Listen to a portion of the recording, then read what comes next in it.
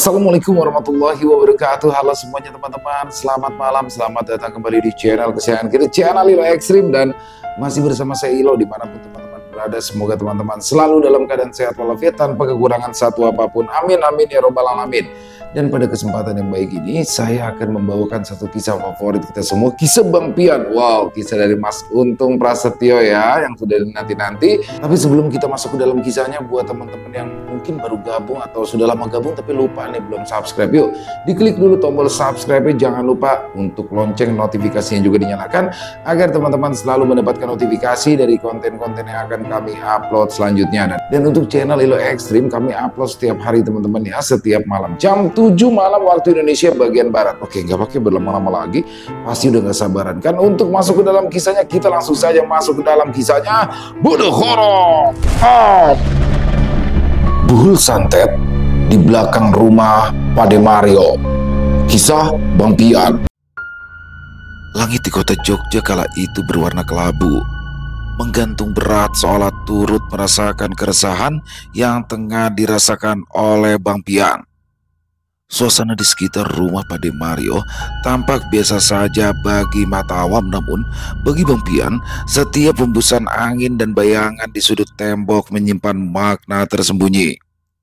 Masalah yang tengah dihadapinya bukan sekedar urusan duniawi, melainkan perkara yang melibatkan batas-batas dunia gaib dan dunia nyata. Keadaan semakin pelik, terlebih setelah penelusuran Wiratungga dan Kemamang Abang mengungkap jejak kekuatan besar yang sedang mengintai dari kejauhan. Di tengah tekanan yang terus meningkat, Bang Pian memutuskan untuk menghubungi satu-satunya orang yang ia percaya dapat membantu secara langsung. Orang itu tak lain adalah Prapto. Sahabat lamanya itu tinggal di lereng perbukitan Gunung Kidul. Seseorang yang tidak hanya kuat secara spiritual, namun juga memiliki ikatan batin yang dalam dengan kekuatan alam sekitar. Hubungan mereka telah terjalin sejak lama, tak ubahnya seperti dua saudara yang dipersatukan oleh garis nasib. Saat menerima pesan dari Bang Pian, Prapto yang tengah duduk di balai bambu di depan rumahnya ditemani semilir angin membaca pesan itu dengan mata serius, namun tanpa ragu dia segera bangkit. Tanpa banyak tanya, tanpa menunggu kejelasan lebih lanjut, dia tahu bahwa ketika Bang Pian meminta bantuan, itu berarti masalah yang sedang dihadapi tidak bisa dianggap remeh. Dengan langkah sigap, Prapto masuk ke dalam rumahnya, mengambil beberapa benda pusaka miliknya dan memasukkannya ke dalam tas ransel yang selalu ia bawa jika hendak melakukan perjalanan spiritual. Setelah memastikan semuanya lengkap, dia keluar dan menyiapkan sepeda motornya yang meski tua namun selalu setia menemaninya melewati jalanan terjal dan sepi khas pedalaman. Langit di atas Gunung Kidul mulai menggelap saat Prapto berpamitan kepada kedua orang tuanya. Setelah mendapatkan izin, dia langsung menyalakan mesin motornya. Prapto menatap lurus ke depan, menghela nafas panjang lalu mulai melaju. Jalanan berkelok dan menurun yang memisahkan Gunung Kidul dari kota Jogja tidak menyurutkan tekadnya. Dia membiarkan pikirannya fokus pada getaran panggilan batin yang datang dari Bang Pian. Sepanjang perjalanan, dia merasakan hawa aneh yang menekan dari arah barat, tempat di mana kota Jogja terletak. Energi itu tidak stabil, terasa seperti badai yang belum sepenuhnya mengamuk tapi sudah mengguncang permukaan. Di atas jok motornya, Prapto sesekali memejamkan mata sejenak. Saat berhenti di lampu merah atau tikungan sunyi, dia merapal doa pelindung, memohon agar perjalanannya lancar dan bahwa ia bisa sampai ke rumah Bang Pian sebelum malam mencapai puncak. Sementara itu, di Jogja, Bang Pian menanti dengan tenang, namun penuh kewaspadaan. Ia telah memperkuat pagar gaib untuk menenangkan keluarganya dan menjaga agar rumah Pade Mario tetap menjadi ruang netral. Meski ketegangan dari dunia halus terus bergolak, dia tahu begitu Prapto tiba, mereka akan mulai menyusun rencana yang lebih mendalam. Karena permasalahan ini bukan hanya menyangkut satu rumah, melainkan mungkin telah menyentuh sesuatu yang jauh lebih besar. Pian, si Prapto jadi kemari kagak? Tanya Baba Ali yang tahu dengan kegelisahan yang sedang dialami Bang Pian. Ya tadi sih dia bilang mau berangkat malam ini juga, Mbak. Balas Bang Pian sambil menyeruput kopi hitam yang ada di meja teras rumah Pade Mario. Yan, emangnya masalah apa lagi sih yang dihadapin sama mertua lu? Berat banget apa? Gue perhatiin dari tadi, lu kayak orang ketakutan gitu. Tanya Baba Ali sambil terus menatap Bang Pian. Masalahnya mas sepele, Mbak. Tapi sekarang udah numpuk ke baju kotor yang ada di kamar mandi. Balas Bang Pian yang berusaha tetap tenang di tengah situasi mencekam itu. Lagian gue bingung ya sama mertua lu. Ngapa dia mau aja sama orang yang kagak jelas cenderungannya? Kalau udah begini kan dia sendiri yang repotan, ujar Baba Ali dengan suara pelan. Ya, yang namanya cinta, Mbak. Apa juga kelihatan indah. Orang kata kalau udah cinta, teh kucing bisa rasa coklat. Balas Bang Pian sambil tertawa. Ya kalau begitu mah namanya cinta buta, celetuk Baba Ali sambil mengepulkan asap rokok kreteknya. Di tengah perbincangan itu, tiba-tiba saja sorot lampu motor mengarah ke tempat Bang Pian dan Baba Ali berada. Sorot lampu redup dari sepeda motor tua itu membuat Bang Pian tersenyum lega setelah dia melihat sosok Prapto melambaikan tangannya dari kejauhan. Bang Pian bangkit dari duduknya, menyisihkan cangkir kopinya yang belum habis, senyum lega tersungging di wajahnya, dan untuk pertama kalinya malam itu matanya tidak lagi dipenuhi dengan ketegangan. Baba Ali ikut berdiri, menepuk-nepuk celana kotornya yang sudah usang, lalu menyipitkan mata ke arah cahaya motor yang mendekat. Aduh, si Prapto beneran datang. Gua kata dia kagak jadi kemari kali, gumam Baba Ali pelan. Prapto menghentikan motornya tepat di depan rumah Pade Mario. Tubuhnya yang kurus namun kokoh turun perlahan, membawa tas ransel yang tampak berat di pundaknya. Sorot matanya tajam namun bersahabat. Dia melangkah tenang, dan sebelum berkata apapun, ia menyalami Bang Pian dengan genggaman erat, sebuah isyarat kepercayaan dan pengertian yang tidak butuh penjelasan. Langsung naik gunung kidul ya toh, sapa Bang Pian kali ini dengan nada yang lebih ringan. Prapto mengangguk, pandangannya menyapu halaman lalu mengarah ke langit yang tampak semakin suram. Aku udah ngerasain gelombang aneh dari arah sini sejak lepas maghrib tadi, Bang, ujarnya pelan, hampir seperti berbicara pada dirinya sendiri. Energinya kayak kabut yang nyusup pelan-pelan, tapi dinginnya sampai ke tulang, Ibu Prapto sambil terus mengedarkan pandangannya. Bucuk dah, tar aja ngapa cerita begituannya, tok, saut Baba Ali yang membuat Prapto tersenyum lalu berlari ke arahnya. Waduh, ternyata ada Baba Ali. Bagaimana kabarnya Jakarta, Mbak? Masih sumpek apa udah mendingan udaranya? Tanya Prapto sambil meraih tangan Baba Ali dan menyalaminya.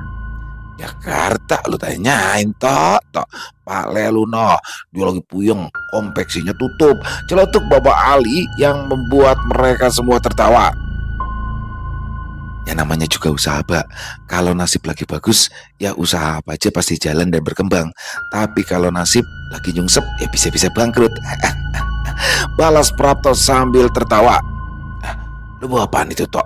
Tas lu gede bener gitu, tanya Baba Ali sambil menatap tas ransel hitam yang masih berada dalam gendongan Prapto. Ya bawa oleh-oleh toba, masa saya datang ke sini cuma lenggang kangkung, balas Prapto yang langsung membuka tas ranselnya di atas meja yang ada di teras rumah. Ini loh, saya bawakan jeneng sama jada buatan Simbo. Sama ini, saya bawakan belalang goreng bumbu bacem, ujar Prapto yang membuat Baba Ali bergidik ketika dia melihat toples besar tempat belalang goreng itu berada. Bujuk, ini beneran belalang? Tanya Baba Ali penasaran. Ya bener toh, Mbak, masa ya karet? Ini namanya belalang kayu, rasanya enak pol, Mbak. Monggo dicoba, balas Prapto menjelaskan. Baba Ali menatap toples itu dengan campuran rasa penasaran. Dia mendekat pelan-pelan, seperti hendak menilai apakah belalang-belalang itu benar-benar makanan atau hanya guyonan khas Prapto. Dibelainya toples itu perlahan, lalu didekatkan ke hidung, mencium aroma rempah yang menyengat dengan manis. Bacem sih bacem, Tok, tapi tetap aja ini serangga. Gua geli, gua takut dia lompat-lompat lagi di dalam mulut. Celetuk Bapak Ali sambil menyeringai geli. Prapto tertawa pelan, membuka tutup toples dan mengambil satu ekor belalang tersebut. Dia menggigitnya dengan santai. Suara renyahnya terdengar jelas di tengah sunyi malam yang mulai turun lebih dalam. Ini itu khas Gunung Kidul, Mbak. Gurih, manis, kriuk. Biasa dipakai buat lauk kalau lagi naik gunung atau pas bulan puasa, ujar Prapto menjelaskan. Tawa kecil kembali terdengar, mencairkan sedikit ketegangan di antara mereka. Namun tidak butuh waktu lama, malam kembali menegaskan keberadaannya dengan desiran angin yang mendadak bertiup dingin dari arah utara. Suasana perlahan berubah dari obrolan hangat menjadi kehati-hatian yang kembali merayap. Kita mulai malam ini aja ya bang, ujar Prapto yang seketika itu juga merubah suasana kembali menjadi tegang. Kalau lu pada mulain, pesan gua hati-hati ya. Gua doain biar pada selamat lu ya, ucap Bapak Ali sambil menatap ke arah Bang Pian dan juga Prapto. Ya Mbak, sekarang mendingan Bapak masuk aja dah, balas Bang Pian yang langsung disambut anggukan kepala dari Bapak Ali. Setelah Bapak Ali masuk ke dalam rumah, Pade Mario datang dari arah jalan desa. Bang Pian dan Prapto yang pada awalnya langsung ingin melakukan penelusuran terpaksa harus menundanya dan memilih untuk memperkenalkan Prapto serta tujuannya datang ke rumah. Pade Mario duduk di sebelah Prapto sambil menatap ke arah Bang Pian dengan wajah penuh kekhawatiran dan kesungguhan. Setelah perkenalan singkat itu, dia kembali menuturkan tentang pohon randu keramat yang dulu berdiri di belakang rumahnya. Selain itu, Pade Mario juga menceritakan bagaimana Om Budi dulu diam-diam berdiri di bekas pohon randu tersebut di tempat paling wingit di tanah itu. Tempat yang sejak dahulu dikenal warga sebagai titik buangan benda pusaka dan perantara dimensi gaib. Bang Pian pun menambahkan, jika dia tahu persis bahwa Om Budi melakukan ritual atau menanam sesuatu di tanah itu yang mengakibatkan ikatan antara tempat, energi, dan niat busuknya telah melekat kuat. Nah jadi, tugas kita sekarang nyari benda yang udah ditanam sama tuh orang toh, ujar Bang Pian menjelaskan. Prapto mengangguk pelan, membiarkan semua informasi itu meresap dalam pikiran. Dia menatap lurus ke arah belakang rumah tempat bekas pohon randu keramat itu pernah berdiri. Rasa berat perlahan menyusup ke dadanya, sebuah pertanda bahwa tanah itu memang menyimpan lebih dari sekedar kenangan masa lalu. Ada sesuatu yang masih aktif di sana, semacam ikatan yang belum selesai, belum dilepaskan sepenuhnya dan menolak untuk tenang. Pade Mario membenarkan letak duduknya. Tubuhnya yang sudah termakan usia tampak lelah, namun matanya masih menyimpan sorot tajam seakan memendam beban yang sudah terlalu lama tak ia bagi. Suaranya parau saat melanjutkan. Dulu, waktu Budi datang ke sini, dia itu sering pergi tengah malam, diam-diam. Kadang dia membawa kendi kecil ataupun kain mori. Aku sempat curiga, tapi waktu kutanya, dia cuma jawab kalau itu untuk pembersihan tanah. Tapi dari gerak tubuhnya dan dari caranya bicara, aku tahu dia menyimpan sesuatu, bukan cuma barang, tapi juga niatan, ujar Pade Mario kembali menjelaskan. Prapto menatap tanah yang mulai mengeras oleh embun malam. Dia paham benar apa artinya jika seseorang menanam pusaka dengan niat tertentu, apalagi jika dilakukan di titik rawan dimensi. Itu bukan sekedar menyimpan barang gaib, tapi itu menciptakan ikatan permanen yang jika niatnya busuk bisa menjelma menjadi ancaman nyata, apalagi jika tanah itu dulunya adalah tempat pembuangan pusaka. Energinya sudah dari awal tidak stabil, seperti kubangan lumpur di tengah ladang yang kering. Tampak tenang di permukaan, namun bisa menelan apapun yang menginjaknya. Kalau memang benda yang ditanam masih di sana, itu artinya dia bisa jadi jangkar buat makhluk atau energi apapun yang Om Budi pernah panggil. Selama benda itu belum dicabut atau dinetralisir, semua pagar gaib sekuat apapun bakal terus ditembus karena memang sumbernya ada dari dalam, bukan dari luar, ujar Prapto dengan mantap. Bang Pian mengangguk serius. Dia tahu ini bukan sekedar bersih-bersih gaib seperti biasanya. Kali ini mereka harus menggali masa lalu yang kotor, mengangkatnya ke permukaan, dan memutuskan jalinan yang telah lama terjalin antara niat jahat dan tempat keramat. Aku masih ingat waktu pohon itu ditebang, ada suara kayak orang nangis dari dalam batangnya. Warga yang bantu motong juga pada sakit seminggu lebih. Ada yang mengigau, ada yang kesurupan, tapi mereka hanya diam karena takut akan hal yang lebih buruk lagi, ujar Pade Mario menceritakan sesuatu yang aneh yang ada di halaman belakang rumahnya tersebut. Gimana Tok? Apa yang harus kita lakuin nih? Tanya Bang Pian dengan wajah serius. Langsung aja Bang, kita bereskan dari dua tempat yang berbeda. Sampean yang udah terbiasa masuk alam lain bisa membantu saya untuk mengangkat benda pusaka itu dari dalam ini, balas Prapto dengan wajah penuh keyakinan. Jadi gua kudu masuk alam gaib dulu ya Tok, ujar Bang Pian sambil menganggukkan kepala. Saya yakin benda yang ditanam orang itu sulit dicari dengan hanya cara menggali Bang. Supaya lebih cepat, sampean cari benda itu, lalu sampean kasih tanda letaknya di mana, baru saya akan menggalinya, balas Prapto dengan nada mantap. Bang Pian menarik nafas panjang. Udara malam terasa lebih berat dari biasanya, seakan setiap tarikan nafasnya menembus lapisan dimensi yang berbeda. Dia tahu betul, masuk ke alam gaib bukan hal sepele. Ada resiko yang tak kasat mata, ada kemungkinan tersesat atau tersangkut dalam pusaran energi yang tidak bersahabat. Tapi ini bukan pertama kalinya. Dan dia tahu Prapto bukan orang sembarangan. Rencana ini telah diperhitungkan dengan matang. Oke Tok, tapi lu kudu siap-siap ya. Begitu gua kasih tanda jangan bengong, langsung gali, balas Bang Pian yang membuat Prapto menganggukkan kepalanya tanda bahwa ia siap melakukannya.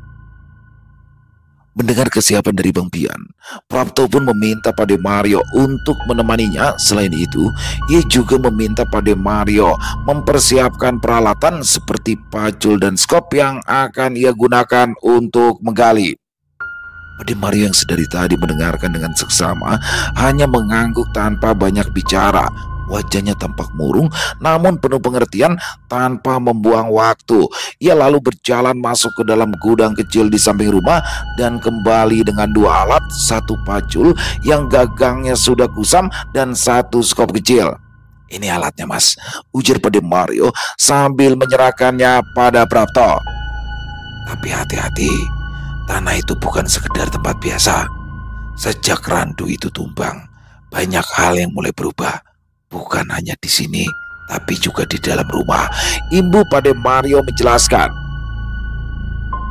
Sementara itu, Bang Pian mulai mempersiapkan dirinya.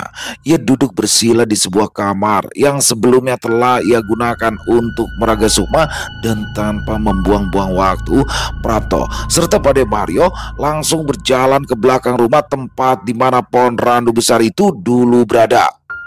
Tanpa aba-aba, tubuh Bang Pian mulai bergerak pelan. Nafasnya teratur namun dalam dan matanya mulai mengatup rapat. Sekejap kemudian, ia seperti tertidur.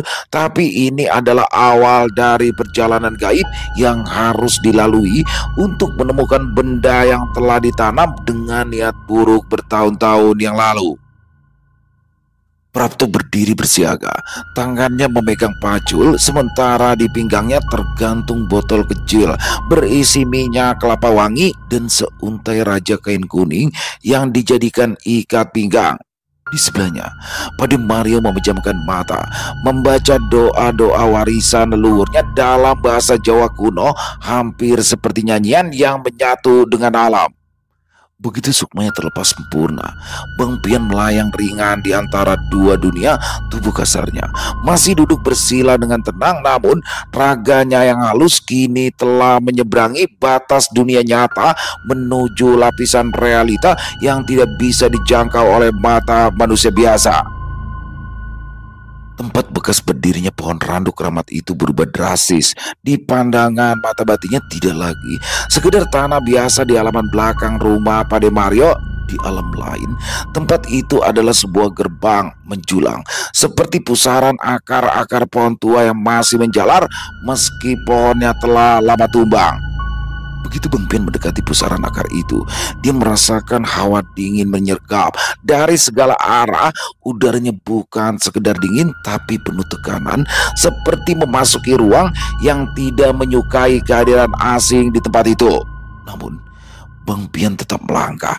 Ia tahu waktu di alam ini tidak bergerak seperti di dunia manusia. Terlambat sedikit saja, dia bisa terjebak selamanya. Dengan ketenangan yang didapat dari pengalaman panjangnya, Bang Pian menembus pusaran akar tersebut. Seketika, alam di sekelilingnya berubah. Dia kini berada di sebuah ruang hutan, kelam dan sunyi, tanpa langit, tanpa matahari, namun tetap terang dengan cahaya samar yang tidak jelas sumbernya.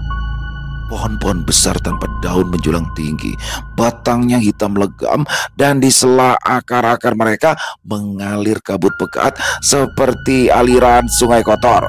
Bang Pian tahu, ini bukan sekedar hutan gaib, tapi ini adalah tempat yang juga diketahui oleh Om Budi, tempat yang menjadi jembatan perlintasan makhluk-makhluk tak kasat mata. Dan dari tempat itu, dia bisa memerintahkan sosok-sosok makhluk gaib untuk mengganggu atau bahkan menyakiti orang-orang yang dia kehendaki. Maka dari itu, dia sengaja menanamkan sesuatu yang dapat mengikat sosok-sosok makhluk-makhluk tak kasat mata. Bang Pian menatap lekat pada ruang di sekelilingnya. Dia berdiri di jantung tempat yang oleh sebagian besar manusia tidak pernah dikenal. Bahkan oleh para pelaku spiritual pun hanya sedikit yang sanggup menampakkan kaki mereka di sini. Tapi Bang Pian tahu betul, ini adalah pusat dari sebuah jaringan ruang antara dimensi, sebuah simpul besar tempat lalu lalang para makhluk tak kasat mata, atau disebut juga sebagai terminal gaib. Tempat ini tidak tercipta dengan sendirinya. Dia terbentuk dari akumulasi niat, ritual, dan energi selama puluhan tahun. Dan salah satu yang pernah menggunakannya secara sadar dengan niat yang tidak bersih adalah Om Budi. Bang Pian bisa merasakan sisa jejak aura Om Budi di tempat itu. Getaran spiritualnya masih mengendap dalam lapisan ruang. Om Budi, yang dulu dikenal sebagai pria pendiam, rupanya telah lama mempelajari ilmu pemanggilan makhluk gaib, bukan untuk perlindungan, melainkan untuk pengaruh dan balas dendam. Dia menggunakan titik bekas pohon randu keramat itu sebagai tempat penanaman, bukan hanya benda fisik, tetapi juga sebuah simpul ikatan. Dari sana, dia bisa menanam semacam jangkar atau benda pusaka atau media astral yang membuat makhluk dari dimensi lain terikat pada kehendaknya. Bang Pian kini paham, benda yang harus ia temukan bukan sekedar benda pusaka biasa. Itu adalah semacam pengunci energi. Dengan itu, Om Budi telah menciptakan hubungan tetap dengan makhluk-makhluk astral yang tak semua berasal dari dimensi bumi. Sosok-sosok yang sudah membuat Burama sakit. Dan lebih parahnya, selama benda itu tertanam di situ, siapapun bisa menjadi sasaran. Energi jahat akan tetap mengalir melalui simpul itu, menyusup perlahan ke pikiran dan juga tubuh mereka yang lemah atau terbuka secara spiritual. Maka tidak heran jika selama ini Burama terus-terusan diterpa gangguan, konflik, dan juga sakit yang tidak kunjung sembuh. Bang Pian menghela nafas. Di kejauhan, dalam kabut pekat itu, dia mulai melihat pergerakan. Bayangan-bayangan besar dan kecil mulai menyusup di antara pohon-pohon mati. Namun, Bang Pian tidak goyah. Dia tahu, jika makhluk-makhluk itu hanya mengawasi, berarti dia belum melewati batas yang tidak boleh disentuh. Bang Pian terus bergerak maju, menembus batas antara keberanian dan kegilaan, hingga akhirnya dia melihat sebuah gundukan tanah merah gelap, hampir tidak terlihat karena berada di antara rimbunan akar-akar besar yang mencuat dari tanah dan berpilin seperti tangan yang mencoba menggenggam sesuatu. Di tengah gundukan itu tertanam sebuah benda hitam legam, mengkilap seperti batu, namun berdetak seperti jantung yang hidup. Bang Pian mendekat perlahan. Suara bisikan semakin keras. Akar-akar itu seolah bergetar ingin mencegat, tapi Bang Pian tidak berhenti. Dia tahu benda itu adalah pengunci utama atau jantung dari semua penderitaan yang menimpa Bu Rama dan ketakutan Pademario serta warga desa tempat tinggalnya. Sekaligus ini adalah pintu utama yang menghubungkan dimensi ini dengan dunia manusia. Tangan Bang Pian mulai terulur, dan ketika dia menyentuh benda itu, suara ledakan energi membahana dalam sunyi.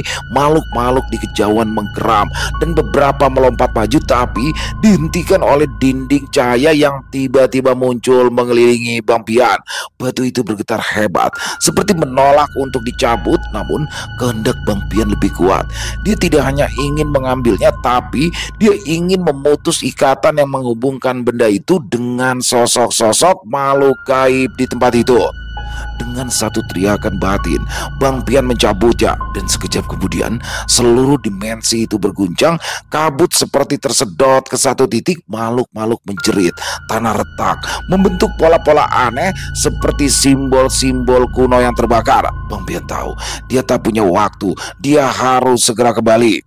Dalam satu tarikan energi, Bang Pian melempar kesadarannya kembali ke tubuh raganya sambil melempar lokasi pasti benda itu secara astral kepada Prapto yang sedang menunggu. Dan bersamaan dengan keluarnya sukma Bang Pian dari alam gaib itu, sebuah cahaya muncul dari dalam tanah. Cahaya itu terlihat sekilas saja di mata Prapto, namun itu sudah cukup untuk memberikannya jika titik di cahaya itu ada sebuah benda yang tertanam. Prapto tidak membuang waktu. Begitu cahaya itu menyala seperti kilatan petir dari dalam perut bumi, dia langsung menancapkan pacul ke tanah.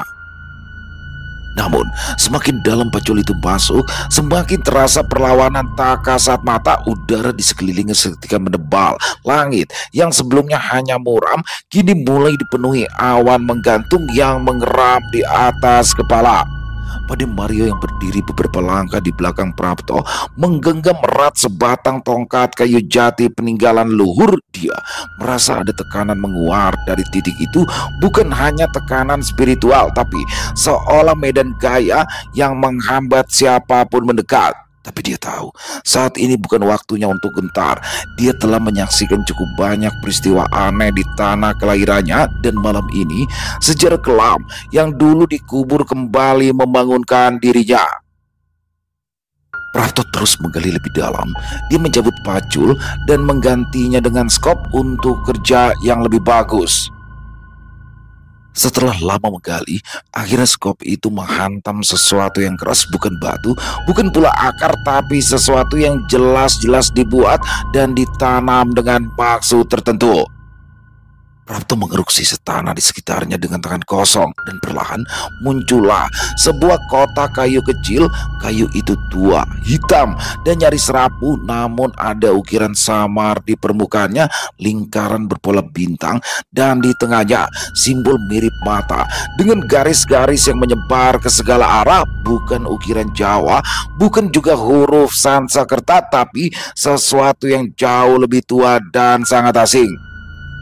"Ini bukan aksara Jawa, Mas," gumam Pademario dengan suara pelan.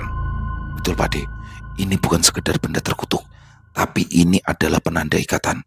Dan selama ikatan ini tidak dihancurkan, pengaruhnya tetap menembus. Bahkan jika kita pindah tempat sekalipun," balas Prapto mengangguk, namun wajahnya tetap tenang. Tangan Prapto bergerak cepat, mengambil mori putih yang telah disiapkannya sejak sore tadi. Dia membungkus kotak itu 3 lapis, lalu mengikatnya dengan tali kunir yang telah dijampi. Setelah itu, dia menutup lubang galian yang tanpa disadarinya lubang itu sangat dalam dan juga lebar. Setelah semua selesai, mereka pun segera kembali ke rumah. Di teras, Bang Pian sudah duduk dengan wajahnya yang terlihat pucat, tapi matanya tetap tajam. Dia menatap kotak itu dan mengangguk pelan. "Emang ini yang gue lihat dari tadi, Tok," gumamnya sambil menatap ke arah Prapto. "Lalu, mau kita apakan benda ini, Nak Pian?" tanya Pademario penasaran. "Kita musnahin aja, Pak. Bakar aja di sana," balas Bang Pian sambil menunjuk ke arah pohon rambutan yang ada di depan rumah Pademario. Pade Mario mengangguk pelan. Sorot matanya berat seolah menyadari bahwa tindakan mereka malam ini akan menjadi penentu bagi ketenangan rumah itu dan mungkin seluruh garis keluarga mereka.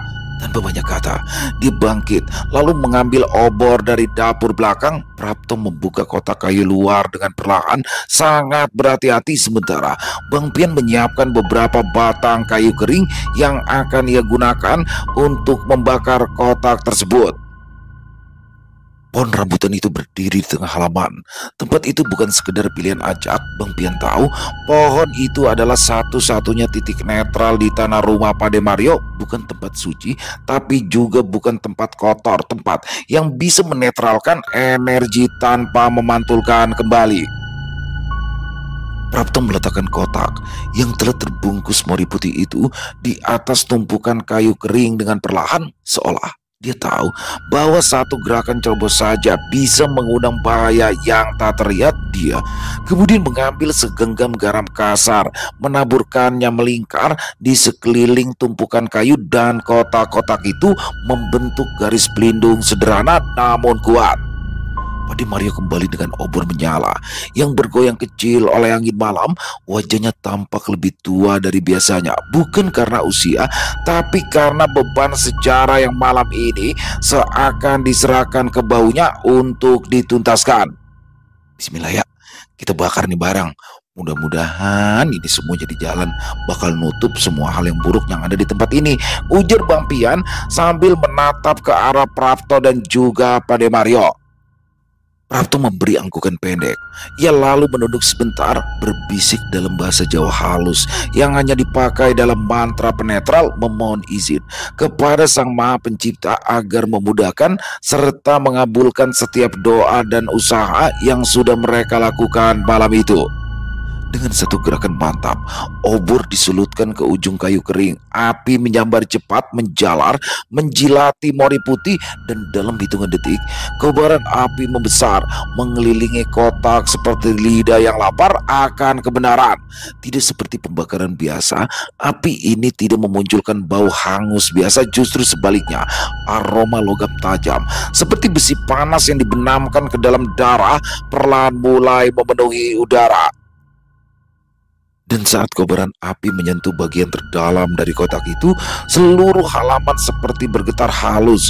Pohon rambutan meliuk pelan, seolah menahan desakan angin dari dunia lain.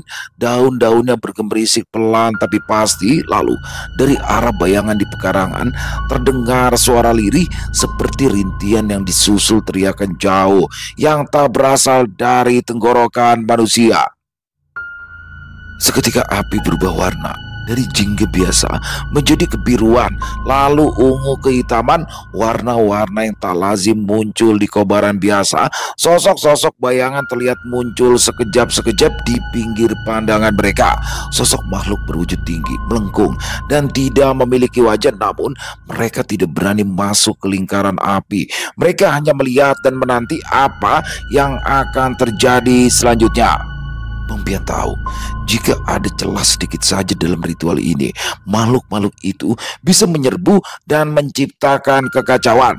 Tapi semuanya telah dipersiapkan. Tidak ada celah lagi untuk mereka yang tak kasat mata membuat kekacauan malam itu. Beberapa menit kemudian, api perlahan mengecil.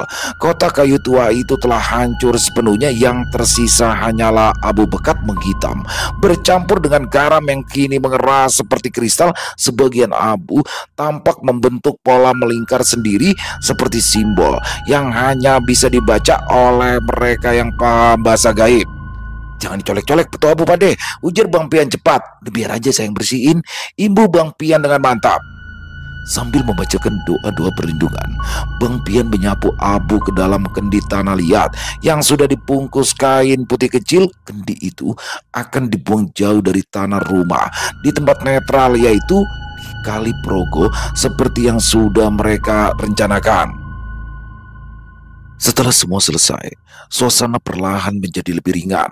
Angin kembali berhembus, suara jangkrik, katak, dan gemerisik dedaunan mulai terdengar lagi, seperti semesta memberi tanda bahwa energi telah kembali ke jalurnya. Pade Mario pun masuk ke dalam rumah untuk membuatkan wedang panas. Prapto dan Bang Pian tetap duduk di teras, membiarkan tubuh mereka menyesuaikan diri kembali dengan ritme dunia nyata.